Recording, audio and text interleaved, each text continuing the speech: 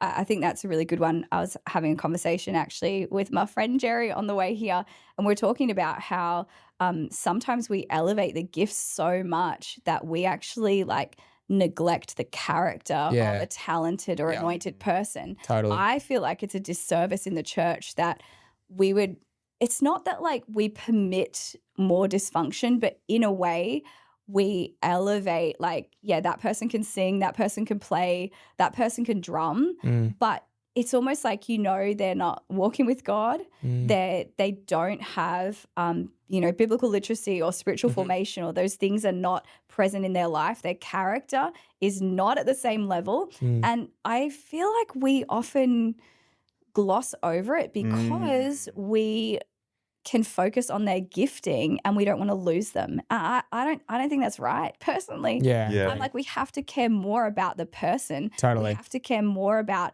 the worship leader that's like struggling in their relationship or has this addiction or is like sleeping with their girlfriend or whatever it is, to be like, hey, I love you more than your gift. I love you That's good. more than you worship Totally. leading. Yeah. I want you to walk with God. Yeah, totally. I want you to have continuity and like be here in 5 years, 10 years, 20 years, Totally. not kind of like this shooting star. And then you're right, there is no depth Mhm. and they almost have platform or like exposure, and then they fall apart. Yeah, I a gift opens the door, but Yeah. like Character integrity and keeps character you. keeps you in the room. I mean, Yeah. it's always stuck with me. Yes. I used to complain to God, like, why aren't I in that room? Why aren't I with that person? I wasn't ready. I was not ready. Yeah. I was not ready Wow. to be in there. Like some of the doors that God has opened up now, and only by His grace, I would have crumbled Wow. 5 years ago, 6, 7 years ago. I would have crumbled for sure. But I think you submit yourself, you die to yourself, and then you Yeah. realize those doors open because it's His will, and so you're not there because of you. So Yeah. if that door could be anything, that door could be filming a feature-length documentary that we're working on, or Wow. speaking at a church, or like it doesn't matter, or being with my family or whatever. Those doors open, but yeah, the formation, the character, the integrity Yes. keeps you in the room. Otherwise, you're going to be chewed up and spat It's out. because like Yeah. always who's on the inside comes out eventually. Hey? Yes. It's like Totally. I see it like with the team and the people. It's like you see so many times like creative teams, especially. It's like they're just striving for like that move of God. They're like, Josh "Move is God." the leader of your team at church, right? Your creative team. Don't you lead the? You're like the lead.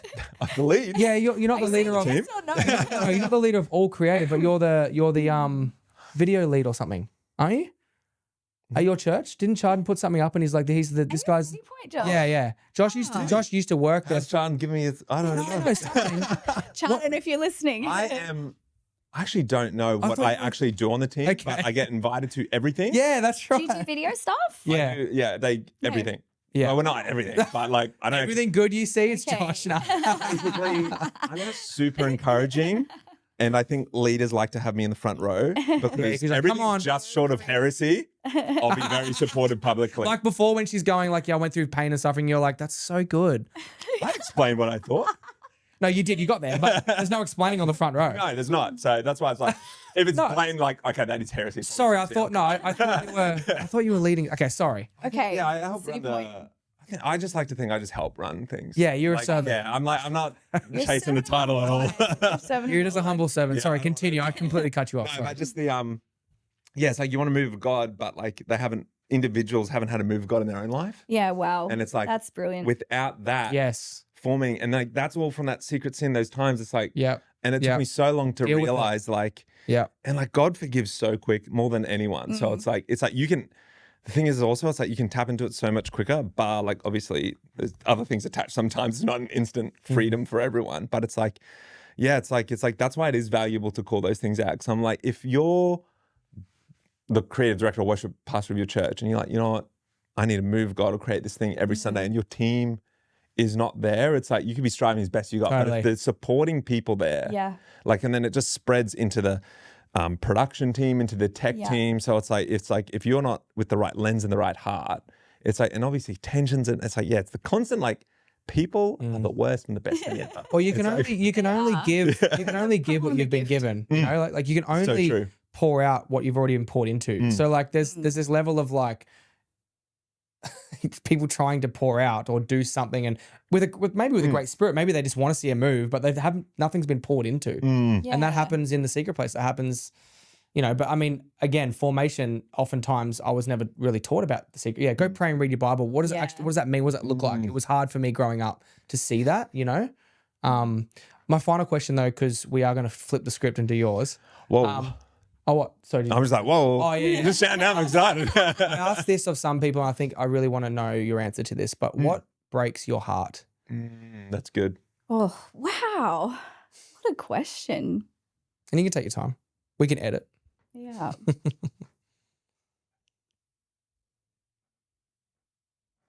Okay. I think a lot of things probably break my heart, but one that really comes to kind of the forefront of my mind is seeing people have a misconception of God. Mm.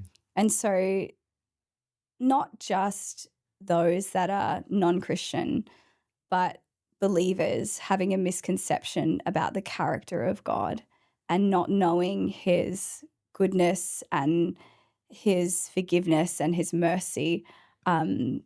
I think that breaks my heart because the way that we view God is so important because that's actually going to determine the God that we get.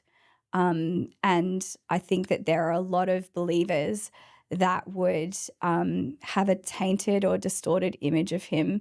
And I think that in a way, the enemy is almost like not even doing anything out here circumstantially, but up here, there is a filter that is robbing them from living a robust Christian life. It's robbing them of faith.